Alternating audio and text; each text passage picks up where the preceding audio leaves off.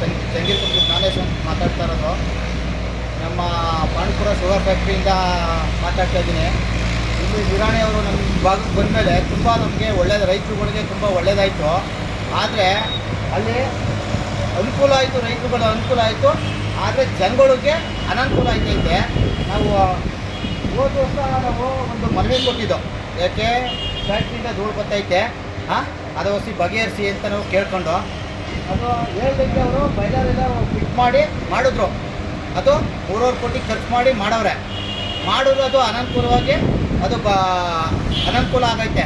ಯಾವುದೋ ಧೂಳು ಕಡಿಮೆನೇ ಆಗಿಲ್ಲ. ಎಷ್ಟೇ ಮನವಿ ಹೇಳ್ತಾ ಇರುವೆ ಕಡಿಮೆ ಆಗುತ್ತೆ ಅಂತ ಹೇಳ್ತಾರೆ, ಕಡಿಮೆನೇ ಆಗ್ತಾಯಿಲ್ಲ. ರೈತರು ಇದು ಜನಗಳಿಗೆ ಎಷ್ಟು ತೊಂದರೆ ಆಗೈತೆ ಅಂದರೆ ಆರೋಗ್ಯದ ಮೇಲೆ ತುಂಬ ಮಕ್ಕಳಾಗ್ಬೋದು, ವಯಸ್ಸಾದವರಾಗ್ಬೋದು, ಬಾಣ್ತಿರಾಗ್ಬೋದು, ಎಲ್ಲರಿಗೂ ತುಂಬ ತೊಂದರೆ ಆಗೈತೆ.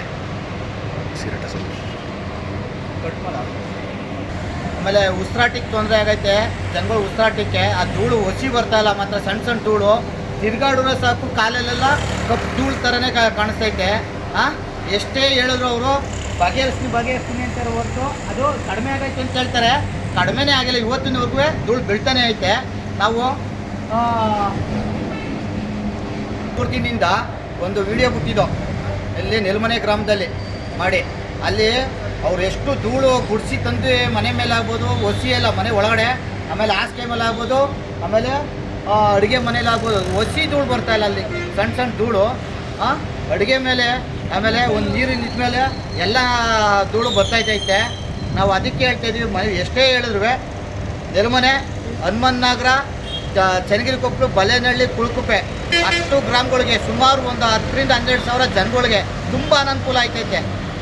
ಅದಕ್ಕೋಸ್ಕರ ಹೇಳ್ತಾಯಿದ್ದೀವಿ, ಇದನ್ನ ಬೇಗ ಬಗೆಹರಿಸಿ ಅಂತ ನಾವು ಕೇಳ್ಕೊತಾ ಇದ್ದೀವಿ ನಿರಾಣಿಯವ್ರಿಗೆ. ಇದು ತಲುಪಬೇಕು ಅವ್ರಿಗೆ, ನಿರಾಣಿಯವ್ರಿಗೆ ಅಂತ ಕೇಳ್ಕೊಳ್ತೀನಿ.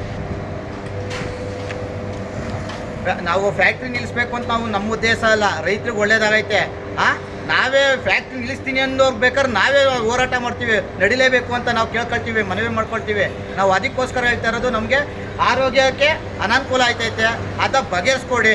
ನಮ್ಮ ರೈತರಿಗೆ ಒಳ್ಳೇದು ಮಾಡಿದ್ರಿ, ಆದರೆ ರೈತರು ಮಕ್ಕಳುಗಳಿಗೆ ಅವ್ರಿಗೆ ಎಲ್ಲ ಅನನುಕೂಲ ಆಯ್ತೈತೆ, ಅವ್ರ ಆರೋಗ್ಯದ ಮೇಲೆ ತುಂಬ ಪರಿಣಾಮ ಬೀಳ್ತೈತೆ. ಅದಕ್ಕೋಸ್ಕರ ಹೇಳ್ತಾ ಇದ್ದೀನಿ ನಿರಾಣಿಯವರೇ, ಇದು ಬೇಗ ಅದೊಂದು ಬಗೆಹರಿಸ್ಕೊಡಿ. ಬಾಯ್ಲರ್ ನೋಡಿ, ಬಾಯ್ಲರ್ ಫಿಟ್ ಮಾಡೋರು 3 ಕೋಟಿ ಖರ್ಚು ಮಾಡಿ ಅದು ಪ್ರಯತ್ನ ಆಯ್ತಲ್ಲ, ಅದಕ್ಕೋಸ್ಕರ ಅದೊಂದು ಸ್ವಲ್ಪ ಇನ್ನೂ ನಿಮ್ಮ ಗಮನಕ್ಕೆ ಬರಲಿ ಅಂತ ನಾನು ಈ ವಿಡಿಯೋ ಮಾಡ್ತಿದ್ದೀನಿ. ಧನ್ಯವಾದಗಳು.